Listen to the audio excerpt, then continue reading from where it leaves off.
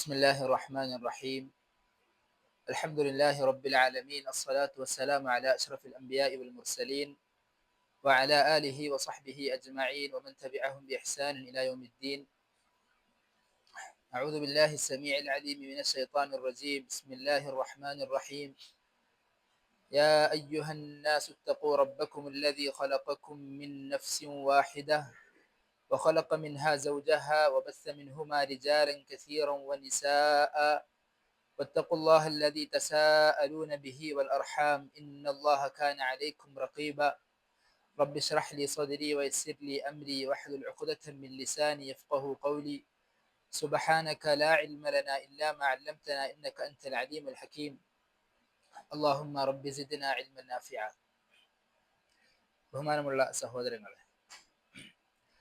അല്ലാഹു സുബ്ഹാനഹു വ തആലയുടെ വിധിവിലക്കുകളും അവന്റെ നിയമനിർദ്ദേശങ്ങളും ജീവിതത്തിന്റെ എല്ലാ മേഖലകളിലും, പ്രത്യേകിച്ചും രഹസ്യ മേഖലകളിൽ സൂക്ഷിച്ചുകൊണ്ട് ജീവിക്കണമേ എന്ന് എന്നെയും നിങ്ങൾ ഓരോരുത്തരെയും ഉണർത്തുകയാണ്, തഖ്വ കൊണ്ട് വസിയത്ത് ചെയ്യുകയാണ്.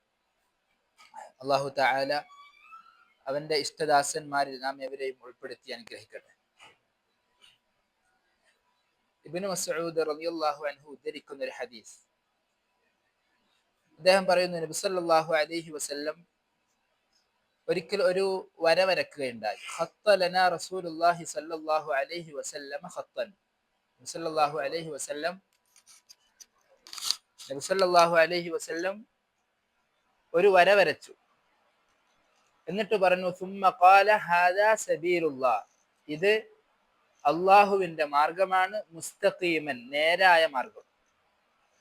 വഖത്ത ഖുതൂതൻ അൻ യമീനിഹി വഅൻ ശിമാലിഹി, ആ നേരായ വരക്ക് ചുറ്റും അതിന്റെ വലതും ഇടതും ഭാഗത്തായി നബി സല്ലല്ലാഹു അലൈഹി വസല്ലം കൂടുതൽ വരകൾ ഇങ്ങനെ വരച്ചുകൊണ്ടിരുന്നു.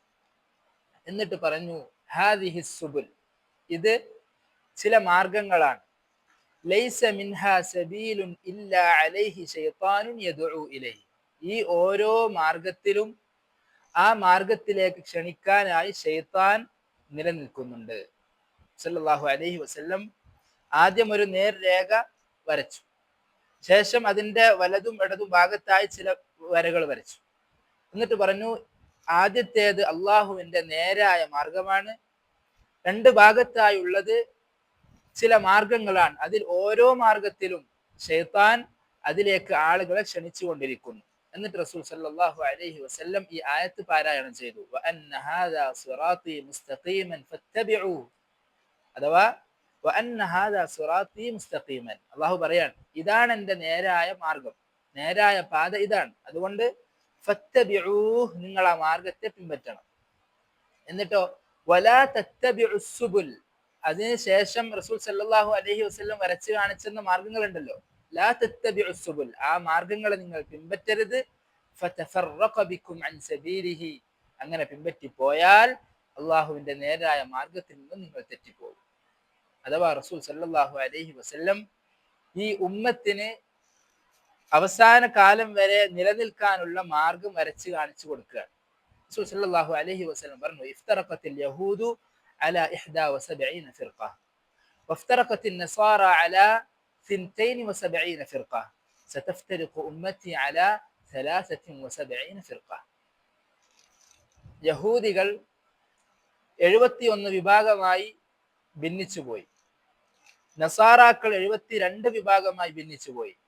സതഫ്തരിഖു ഉമ്മത്തി, എന്റെ ഉമ്മത്തും ഭിന്നിപ്പിലാകും, അലാ 73 ഫിർഖ, 73 വിഭാഗത്തിലായിക്കൊണ്ട്. എന്നിട്ട് റസൂൽ സല്ലല്ലാഹു അലൈഹി വസല്ലം പറഞ്ഞു, കുല്ലുഹാ ഫിന്നാർ ഇല്ലാ വാഹിദ്, ഈ 73 വിഭാഗത്തിൽ എല്ലാതും നരകത്തിലാണ്. അതിൽ നരകത്തിൽ ശാശ്വതരായവരുണ്ട്, പാപങ്ങളുടെ കറ മായ്ച്ചു കഴിഞ്ഞ് സ്വർഗത്തിലേക്ക് തിരിച്ചു വരുന്നവരുണ്ട്. ശേഷം പറഞ്ഞു, ഇല്ലാ വാഹിദ, ഒരു കൂട്ടരൊഴികെ. സഹാബത്ത് ചോദിച്ചു, മൻഹും യാ റസൂലല്ലാഹ്, സിഫ്ഹും ലനാ യാ റസൂലല്ലാഹ്, ആ ഒരു കൂട്ടരാരാണ്? ഈ ഉമ്മത്തിൽ നിന്നും വിഘടിച്ചു പോകുന്ന 73 വിഭാഗത്തിൽ ഒരു വിഭാഗം മാത്രം സ്വർഗത്തിൽ പ്രവേശിക്കും എങ്കിൽ ആ ഒരു കൂട്ടരാരാണ്?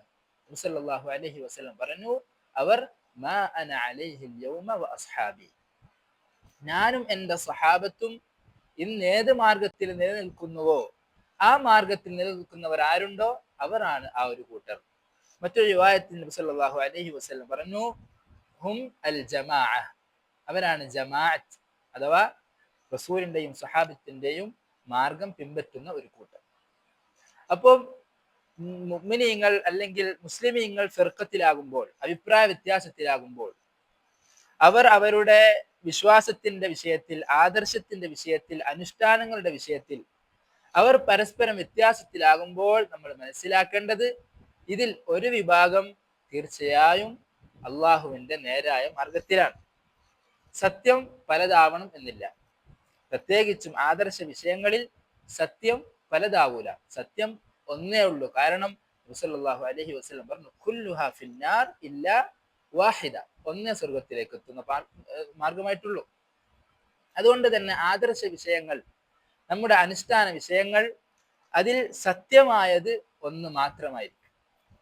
അതുകൊണ്ട് തന്നെ നാം ഫിത്നയിലാകുന്ന സമയം, അഭിപ്രായ വ്യത്യാസത്തിലാകുന്ന സമയം, ഇതിൽ ഏതാണ് ആ ഒറ്റ മാർഗം, സ്വർഗത്തിലേക്ക് എത്തുമെന്ന് റസൂൽ സല്ലല്ലാഹു അലൈഹി വസല്ലം പഠിപ്പിച്ചെന്ന മാർഗം ഏതാണ്, അത് നമുക്ക് തിരഞ്ഞെടുക്കാൻ സാധിക്കണം. അതിനുള്ള മാർഗം റസൂൽ സല്ലല്ലാഹു അലൈഹി വസല്ലം നമുക്ക് പഠിപ്പിച്ചു തന്നു. ആ മാർഗം തിരഞ്ഞെടുക്കാനുള്ള വഴി നബി സല്ലല്ലാഹു അലൈഹി വസല്ലം നമുക്ക് പഠിപ്പിച്ചു തന്നു. ഇർബാദ് ബിൻ സാരിയ റളിയല്ലാഹു അൻഹു അദ്ദേഹം പറയുന്നു, വഅബന റസൂലുള്ളാഹി സല്ലല്ലാഹു അലൈഹി വസല്ലം, നബി സല്ലല്ലാഹു അലൈഹി വസല്ലം ഒരിക്കൽ നമുക്ക് ഉപദേശം തന്നു. മൗഇദത്തൻ വജിലത് മിൻഹൽ ഖുലൂബ്, ആ ഉപദേശം കേട്ട് സ്വഹാബത്തിന്റെ ഹൃദയങ്ങളൊക്കെ ഇങ്ങനെ വിറച്ചുപോയി. വദറഫത് മിൻഹൽ ഉയൂൻ, കണ്ണുകൾ ഇങ്ങനെ കണ്ണുനീരിങ്ങനെ നിറഞ്ഞൊഴുകലായി. എന്നിട്ട് ആ ഉപദേശത്തിന്റെ വിശേഷണം പറയാം. അപ്പൊ സ്വഹാബത്ത് ചോദിച്ചു, കഅന്നഹാ മൗഇദത്തു മുവദ്ദഇൻ യാ റസൂലല്ലാഹ്, ഇത് യാത്ര വിടവാങ്ങി പോകുന്ന ഒരു പ്രസംഗം പോലെ ഉണ്ടല്ലോ റസൂലേ, എങ്കിൽ ഫഔസിന, നമ്മളെ ഉപദേശിച്ചാലും. നബി സല്ലല്ലാഹു അലൈഹി വസല്ലം പറഞ്ഞു, ഊസിക്കും ബിത്തഖ്വല്ലാഹ്, ഞാൻ നിങ്ങളെ തഖ്വ കൊണ്ട് ഉപദേശിക്കുന്നു, തഖ്വ മുറുകെ പിടിക്കണം എന്ന് ഞാൻ നിങ്ങൾക്ക് വസിയത്ത് ചെയ്യുന്നു. വസ്സംഇ വത്താഅ, സമഉം താഅത്തും, ഭരണാധികാരിയെ അനുസരിക്കലും ഭരണാധികാരിക്ക് അവരുടെ കൽപ്പന കേൾക്കലും അവരെ അനുസരിക്കലും ഞാൻ നിങ്ങളെ നിർബന്ധിക്കുന്നു, ഞാൻ നിങ്ങളെ ഉപദേശിക്കുന്നു. വഇൻ തഅമ്മറ അലൈക്കും അബ്ദുൻ ഹബശി, ഹബശിയായ ഒരു അടിമയാണ് നിങ്ങളുടെ ഭരണാധികാരിയായി വന്നത് എങ്കിൽ പോലും അയാളോട് നിങ്ങൾ സമഉം താഅത്തും പാലിക്കണം എന്ന് ഞാൻ നിങ്ങളെ ഉപദേശിക്കുന്നു. എന്നിട്ട് ശേഷം നബി സല്ലല്ലാഹു അലൈഹി വസല്ലം പറഞ്ഞു, ഫഇന്നഹു, തീർച്ചയായും, മൻ യഇശ് മിൻകും ബഅദി, നിങ്ങളിൽ എനിക്ക് ശേഷം ജീവിക്കുന്ന ആളുകൾ, ഫസയറ ഇഖ്തിലാഫൻ കസീറ, ഒരുപാട് അഭിപ്രായ ഭിന്നതകൾ അവന് കാണാൻ സാധിക്കും. സ്വഹാബത്തിന്റെ കാലം മുതൽ അത് തുടർന്നുകൊണ്ടിരിക്കുകയാണ്. നബി സല്ലല്ലാഹു അലൈഹി വസല്ലമയുടെ വഫാത്ത് കഴിഞ്ഞ ഉടനെ സഹാബാക്കൾക്കിടയിൽ അഭിപ്രായ വ്യത്യാസം ഉണ്ടാവാൻ തുടങ്ങി. ഫഇന്നഹു മൻ യഇശ് മിൻകും ബഅദി ഫസയറ ഇഖ്തിലാഫൻ കസീറ, ഒരുപാട് അഭിപ്രായ ഭിന്നതകൾ നിങ്ങൾക്ക് കാണാൻ സാധിക്കും. അപ്പോൾ നിങ്ങൾ എന്ത് ചെയ്യണം? ഫഅലൈക്കും ബിസുന്നതി, നിങ്ങൾ എൻ്റെ സുന്നത്തിനെ മുറുകെ പിടിക്കണം.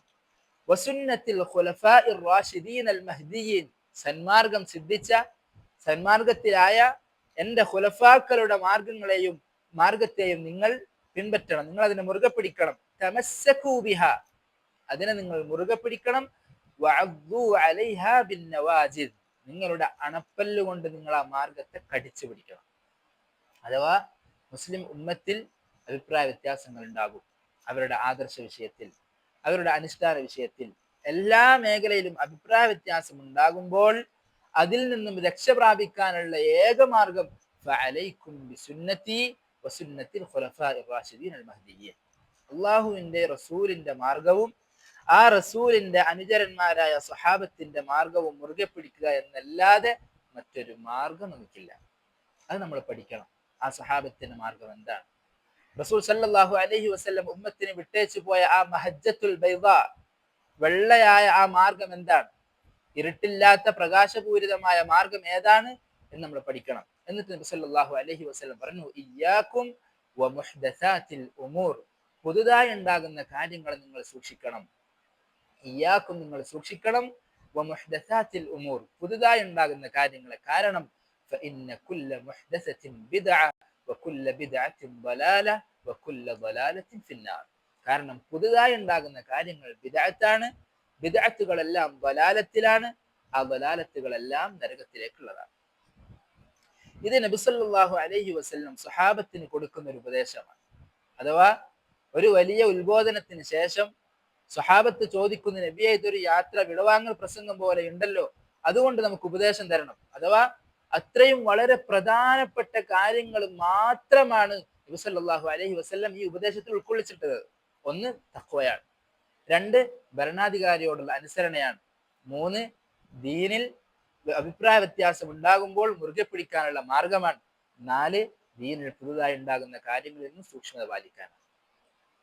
ആയിഷ റളിയല്ലാഹു അൻഹ ഉദ്ധരിക്കുന്ന, ഇമാം ബുഖാരി മുസ്ലിം ഉദ്ധരിക്കുന്ന ഹദീസ്, നബി സല്ലല്ലാഹു അലൈഹി വസല്ലം പറഞ്ഞു, മൻ ഏതൊരുവൻ അഹ്ദസ ഫീ അംരിനാ ഹാദാ, നമ്മുടെ ഈ കാര്യത്തിൽ, സല്ലല്ലാഹു അലൈഹി വസല്ലം പറയാണ്, നമ്മുടെ ഈ കാര്യത്തിൽ ഒരാൾ പുതുതായി ഒരു കാര്യം ചെയ്യുന്നുവെങ്കിൽ, അഥവാ ഈ ദീനിൽ ഒരാൾ പുതുതായി ഒരു കാര്യം ചെയ്യുന്നുവെങ്കിൽ ഫഹുവ റദ്ദുൻ, അത് തള്ളപ്പെടേണ്ടതാണ്. ഇമാം മുസ്ലിം ഉദ്ധരിക്കുന്ന ഹദീസിൽ നബി സല്ലല്ലാഹു അലൈഹി വസല്ലം പറഞ്ഞതായി ആയിഷ റളിയല്ലാഹു അൻഹ ഉദ്ധരിക്കുന്നു, മൻ അമില അമലൻ, ആരെങ്കിലും ഒരു പ്രവൃത്തി ചെയ്യുന്നു, ലൈസ അലൈഹി അംറുന, ആ പ്രവർത്തിക്കാവട്ടെ നമ്മുടെ കൽപ്പന ഇല്ലതാണ്, നമ്മുടെ കൽപ്പന ഇല്ലാത്ത ഒരു പ്രവൃത്തി ഒരാൾ ചെയ്യുന്നുവെങ്കിൽ ഫഹുവ റദ്ദുൻ, അത് തള്ളപ്പെടേണ്ടതാണ്. ആയിഷ റളിയല്ലാഹു അൻഹ ഉദ്ധരിക്കുന്ന ഹദീസാണ്. ഈ ഹദീസിനെ വിശദീകരിക്കുന്നിടത്ത് ഇമാം നവവി റഹ്മത്തുള്ളാഹി അലൈഹി പറഞ്ഞു, ഇന്നഹു ഖാഇദത്തുൻ അദീമത്തുൻ മിൻ ഖവാഇദിൽ ഇസ്ലാം, ഇസ്ലാമിന്റെ അടിസ്ഥാന തത്വങ്ങളിൽപ്പെട്ട ഒന്നാണ് ഈ ഹദീസ്, ഇസ്ലാമിന്റെ അടിസ്ഥാന നിയമങ്ങളിൽപ്പെട്ട ഒന്നാണ് ഈ ഹദീസ്. വഇന്നഹു മിൻ ജവാമിഇ കലിമിഹി സല്ലല്ലാഹു അലൈഹി വസല്ലം, സല്ലല്ലാഹു അലൈഹി വസല്ലം പറഞ്ഞു, ഇന്നി ഊതീതു ജവാമിഅൽ കലിം, ജവാമിഅൽ കലിം എന്ന് പറഞ്ഞാൽ ചെറിയ സംസാരം കൊണ്ട് വലിയ ആശയത്തെ ഉൾക്കൊള്ളിക്കുന്നതിനാണ് ജവാമിഉൽ കലിം എന്ന് പറയാം. ഇവിടെ നബി സല്ലല്ലാഹു അലൈഹി വസല്ലമയുടെ ആ സവിശേഷതയിൽപ്പെട്ടതാണ് ഈ ഹദീസ്. ഫഇന്നഹു സ്വരീഹുൻ, ഈ ഹദീസ് വളരെ വ്യക്തമാണ്, ഫി റദ്ദിൽ ബിദ്അഇ വൽ മുഖ്തറആത്ത്, ദീനിൽ ഒരാൾ പുതുതായി ഒരു കാര്യം കൊണ്ടുവരിക, ദീനിൽ പുതുതായി ഒരു കാര്യം ചെയ്യുക എന്നതിനെ തടയേണ്ടതിൽ വളരെ വ്യക്തമായ സ്വരീഹായ ഹദീസാണ്, ഖാഇദയാണ് ഈ ഹദീസ്. അതുപോലെ തന്നെ വഹുവ മിമ്മാ യുഅ്തനാ ബിഹിഫ്ദിഹി, ഈ ഹദീസിനെ സമൂഹം, ഉമ്മത്ത് ഹിഫ്ദ് ചെയ്യണം, മനപ്പാഠമാക്കണം. അതുപോലെ തന്നെ വസ്തിഅമാലിഹി, അതിനെ ഉപയോഗിക്കണം, ഫി ഇബ്താലിൽ മുൻകറാത്ത്, മുൻകറായ കാര്യങ്ങളെ, ദീനിൽ പുതുതായി ഉണ്ടാക്കപ്പെട്ട ബിദ്അത്തായ അള്ളാഹുവിന്റെ റസൂലിന്റെയോ സഹാബത്തിന്റെയോ ചര്യയിൽ സ്ഥിരപ്പെടാത്ത കാര്യങ്ങളെ എതിർക്കുന്നതിൽ ആളുകൾ, ഉമ്മത്ത് ഈ ഹദീസ് ഉപയോഗിക്കുകയും ഇതിനെ സൂക്ഷിച്ച് സംരക്ഷിച്ചു വെക്കുകയും ചെയ്തിട്ടുണ്ട് എന്ന് ഇമാം നവവി റഹ്മത്തുള്ളാഹി അലൈഹി പറയാം. ഇമാം സഅദി, അബ്ദുറഹ്മാൻ ഇബ്നു നാസിർ സഅദി റഹിമഹുല്ലാ, അദ്ദേഹം പറയുന്നു, രണ്ട് ഹദീസുകൾ അദ്ദേഹം പറയുന്നുണ്ട്. ഒന്നാമത്തെ ഹദീസ് ഇന്നമൽ അഅമാലു ബിന്നിയാത്ത് എന്ന ഹദീസാണ്. രണ്ടാമത്തെ ഹദീസ് ഈ മേൽ പറയപ്പെട്ട ആയിഷ റളിയല്ലാഹു അൻഹ ഉദ്ധരിക്കുന്ന ഹദീസ്, മൻ അഹ്ദസ ഫീ അംരിനാ, അല്ലെങ്കിൽ മൻ അമില അമലൻ ലൈസ അലൈഹി അംറുനാ. ഈ രണ്ട് ഹദീസുകളെ ഉദ്ദേശിച്ചുകൊണ്ട് അദ്ദേഹം പറയുന്നു, ഹാദാനിൽ ഹദീസാനി അൽ അദീമാനി, ഈ ഉന്നതമായ ഈ രണ്ട് ഹദീസുകൾ, യദ്ഖുലു ഫീഹിമാ അദ്ദീനു കുല്ലു, ദീനിന്റെ എല്ലാ കാര്യങ്ങളും ഈ രണ്ട് ഹദീസിൽ അടങ്ങിയിട്ടുണ്ട്. ഉസൂലുഹു വ ഫുറൂഉഹു, അതിന്റെ അടിസ്ഥാനപരമായ വിഷയങ്ങളും ശാഖാപരമായ വിഷയങ്ങളും എല്ലാം ഈ രണ്ട് ഹദീസിൽ അടങ്ങിയിട്ടുണ്ട്. വാഹിറുഹു വ ബാത്തിനു, ബാഹ്യമായതും പരസ്യമായതും രഹസ്യമായതും എല്ലാം ഈ ഹദീസിൽ അടങ്ങിയിട്ടുണ്ട്. എന്തുകൊണ്ടാണ് അങ്ങനെ പറയാൻ കാരണം ഈ രണ്ട് ഹദീസുകൾ നമ്മുടെ ഇബാദത്തിന്റെ അളവുകോലാണ്. ഈ രണ്ട് ഹദീസുകൾ നമ്മുടെ ഇബാദത്തിന്റെ അളവുകോലാണ്. ഇബാദത്തുകൾ അള്ളാഹുവിന്റെ അടുക്കൽ സ്വീകാര്യമാകാൻ രണ്ട് നിബന്ധനകളുണ്ട് എന്ന് നാം പഠിച്ചതാണ്. ഒന്ന് അൽ ഇഖ്ലാസ്, ആ ചെയ്യുന്ന പ്രവർത്തനം അള്ളാഹുവിന് വേണ്ടി മാത്രം ചെയ്യുന്നതാവണം. രണ്ട് മുതാബഅത്തുർ റസൂൽ, നബി സല്ലല്ലാഹു അലൈഹി വസല്ലമയെ പിൻപറ്റിക്കൊണ്ടുള്ളതാവണം. ഈ രണ്ട് നിബന്ധനകൾ പൂർത്തിയാകാതെ ഒരു ഇബാദത്ത് സ്വീകാര്യമല്ല. അതുകൊണ്ട് തന്നെ ഈ രണ്ട് ഹദീസുകൾ നമ്മുടെ ഇബാദത്തിന്റെ അളവുകോലാണ്. അത് ഇഖ്ലാസ് ഉള്ളതാണോ എന്ന് പരിശോധിക്കാനുള്ളതാണ് ഇന്നമൽ അഅമാലു ബിന്നിയാത്ത്, നിയ്യത്ത് നന്നായാലല്ലാതെ ഒരു അമൽ അല്ലാഹുവിലേക്ക് സ്വീകാര്യമല്ല. രണ്ടാമത്തെ നിബന്ധന അത് മുതാബഅത്തുർ റസൂൽ, നബി സല്ലല്ലാഹു അലൈഹി വസല്ലമയെ പിൻപറ്റലാണ്, അവിടുത്തെ സ്വഹാബത്തിന്റെ ചര്യയെ പിൻപറ്റലാണ്. അത് രണ്ടാമത്തെ ഹദീസ്. ആരെങ്കിലും നമ്മുടെ കൽപ്പന ഇല്ലാത്തൊരു പ്രവൃത്തി ചെയ്താൽ അത് തള്ളപ്പെടേണ്ടതാണ് എന്ന ഹദീസ് കൊണ്ടും ആ നിബന്ധനയും പൂർത്തിയാകും. അപ്പൊ നമ്മുടെ അമലുകളെ അളക്കാനുള്ള അളവുകോലാണ് ഈ രണ്ട് ഹദീസുകൾ. ഈ എന്റെ അമല്, ഞാൻ ചെയ്യുന്ന ഒരു ഇബാദത്ത് അള്ളാഹുവിന്റെ അടുക്കൽ സ്വീകാര്യമാണോ എന്ന് അളക്കാനുള്ള അളവുകോലാണ് ഈ രണ്ട് ഹദീസുകൾ. ഒന്ന്, ഇഖ്ലാസ് നന്നാവണം, ചെയ്യുന്നത് അള്ളാഹുവിന് വേണ്ടി മാത്രം നിഷ്കളങ്കമായി കൊണ്ടാവണം. രണ്ടാമത്തത്, മുതാബഅത്തുർ റസൂൽ, നബി സല്ലല്ലാഹു അലൈഹി വസല്ലമയുടെ സുന്നത്തിനെ പിൻപറ്റിക്കൊണ്ടുള്ളതാവണം. അതുകൊണ്ടാണ് മഹാനായ ഇമാം മാലിക് റഹ്മത്തുള്ളാഹി അലൈഹി പറഞ്ഞത്, ആരെങ്കിലും ദീനിൽ പുതുതായ ഒരു കാര്യം ചെയ്യുന്നു, യറാഹ ഹസനത്തൻ, അത് നല്ലതാണ് എന്നവൻ കരുതുകയും ചെയ്യുന്നു, എങ്കിൽ ഫഖദ് സഅമ അന്ന മുഹമ്മദൻ ഖാന റിസാല, അയാൾ വാദിക്കുന്നത് നബി സല്ലല്ലാഹു അലൈഹി വസല്ലം അവിടുത്തെ റിസാലത്തിൽ വഞ്ചന കാണിച്ചു, അവിടത്തേക്ക് അല്ലാഹു തആല ഏൽപ്പിച്ച ദൗത്യം പൂർത്തിയാക്കിയില്ല എന്നാണ് അവൻ വാദിക്കുന്നത്. എന്നിട്ട് അദ്ദേഹം ഈ ആയത്ത് പാരായണം ചെയ്തു, അൽ യൗമ അക്മൽതു ലക്കും ദീനക്കും വഅത്മംതു അലൈക്കും നിഅമതി വറദീതു ലക്കുമുൽ ഇസ്ലാമ ദീന. ഹജ്ജത്തുൽ വദാഇന്റെ സന്ദർഭത്തിൽ നബി സല്ലല്ലാഹു അലൈഹി വസല്ലമക്ക് ഇറങ്ങിയ ആയത്താണ്. അവിടെ അല്ലാഹു പറയുന്നു, അൽ യൗമ അക്മൽതു ലക്കും ദീനക്കും, ഇന്നത്തെ ദിവസം നിങ്ങളുടെ ദീനിനെ നാം പൂർത്തിയാക്കി തന്നിരിക്കുന്നു. വഅത്മംതു അലൈക്കും നിഅമതി, ഈ ദീൻ എന്ന അനുഗ്രഹം നിങ്ങൾക്ക് നാം പൂർത്തിയാക്കി തന്നിരിക്കുന്നു. വറദീതു ലക്കുമുൽ ഇസ്ലാമ ദീന, ഈ ഇസ്ലാം ദീനിനെ നിങ്ങൾക്ക് നാം തൃപ്തിപ്പെട്ടിരിക്കുന്നു. എന്നിട്ട് ശേഷം മാലിക് റഹ്മത്തുള്ളാഹി അലൈഹി പറഞ്ഞു, മാ ലം യകുൻ യൗമഇദിൻ ദീന ഫലൻ യകൂനൽ യൗമ ദീന, അന്നത്തെ ദിവസം ദീനായിട്ടില്ലാത്ത ഒരു കാര്യം ഇന്നത്തെ ദിവസം ദീനാവൂല. അത് യാഥാർത്ഥ്യമാണ്. കാരണം നബി സല്ലല്ലാഹു അലൈഹി വസല്ലമയും സഹാബത്തും കാണിച്ചു തന്നിട്ടില്ലാത്തൊരു ദീൻ നമ്മുടെ ദീനിൽ ഉണ്ടാകൂല. അത് ചെയ്യുന്നതുകൊണ്ട് എന്തില്ല, ഉപയോഗമില്ല. കാരണം ലൗ കാന ഖൈറൻ, അത് നന്നായിരുന്നുവെങ്കിൽ, ഖൈറായിരുന്നുവെങ്കിൽ ലസബഖൂനാ ഇലൈഹി, നമ്മളെക്കാൾ മുമ്പ് ആര് ചെയ്യും? അത് സഹാബത്ത് ചെയ്യും. നബി സല്ലല്ലാഹു അലൈഹി വസല്ലം നമുക്ക് മാതൃക കാണിച്ചു തരും. മഹാനായ ഇബ്നുൽ ഉസൈമീൻ റഹ്മത്തുള്ളാഹി അലൈഹി അദ്ദേഹത്തിന്റെ ശറഹുൽ അർബഈൻ അന്നവവിയ്യ എന്ന ഗ്രന്ഥത്തിൽ, ശറഹുൽ അർബഈൻ അന്നവവിയ്യ എന്ന ഗ്രന്ഥത്തിന്റെ ശറഹിൽ ഈ ഹദീസിനെ വിശദീകരിക്കുന്നിടത്ത് 6 കാര്യങ്ങൾ നാം സൂക്ഷിക്കണമെന്ന് പറയുന്നുണ്ട്.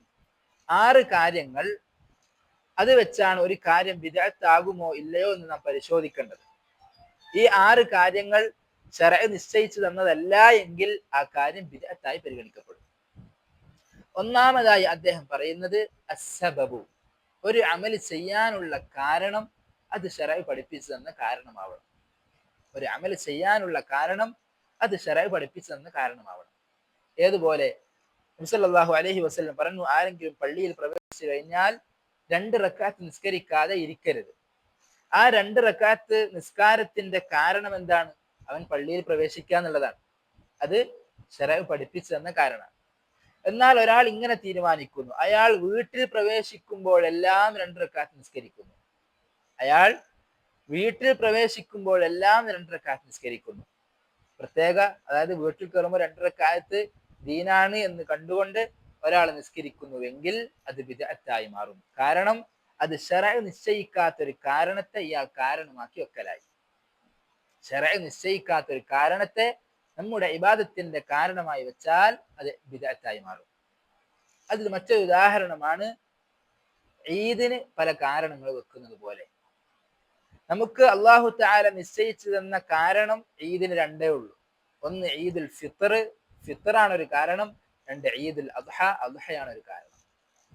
അതല്ലാത്ത മറ്റൊരു ദിവസത്തേക്ക് ഒരു കാരണം നിശ്ചയിച്ച് നാം ഈദ് നടത്തും. ഈദ് എന്ന് പറഞ്ഞാൽ ആവർത്തിച്ചു വരുന്നത്. ഈദ് എന്ന് പറഞ്ഞാൽ ആഘോഷം, ആഘോഷം എന്നല്ല ഈദിന്റെ അർത്ഥം. ഈദ് എന്ന് പറഞ്ഞാൽ അത് ദിനാചരണമായിക്കോട്ടെ ആഘോഷമായിക്കോട്ടെ എല്ലാം പെടും. ഈദ് എന്ന് പറഞ്ഞാൽ വാക്കർത്ഥം ആവർത്തിച്ചു വരുന്നത്. അപ്പോ ഒരു പ്രത്യേക നിശ്ചയിക്കപ്പെട്ട കാരണത്തിന്റെ പേരിൽ ഒരു ദിവസമോ സമയമോ ആവർത്തിച്ചു വരുമ്പോഴെല്ലാം ഒരാൾ അതിനെ പ്രത്യേകമായി കാണുകയും അന്നത്തെ ദിവസം പ്രത്യേകം ആഘോഷമുണ്ടാവുകയോ അല്ലെങ്കിൽ ആശംസകൾ അറിയിക്കുകയോ അല്ലെങ്കിൽ പരസ്പരം സങ്കടം പങ്കിടലാണ്, അതായത് നമ്മളെ അനുശോചനം, അനുസ്മരണം, അങ്ങനെ എന്തായാലും അള്ളാഹുവിന്റെ റസൂലോ സഹാബത്തോ തീരുമാനിക്കാത്ത, അള്ളാഹുവോ റസൂലോ തീരുമാനിക്കാത്ത ഒരു കാരണം ഒരാൾ നിശ്ചയിച്ചാൽ അത് ബിദ്അത്തായി മാറും. വളരെ ചെറിയൊരു ഉദാഹരണമാണ് നമ്മുടെ ബർത്ത്ഡേ പോലെ. ബർത്ത്ഡേ അത് ദീനിൽ തന്നെ ബിദ്അത്താണ്.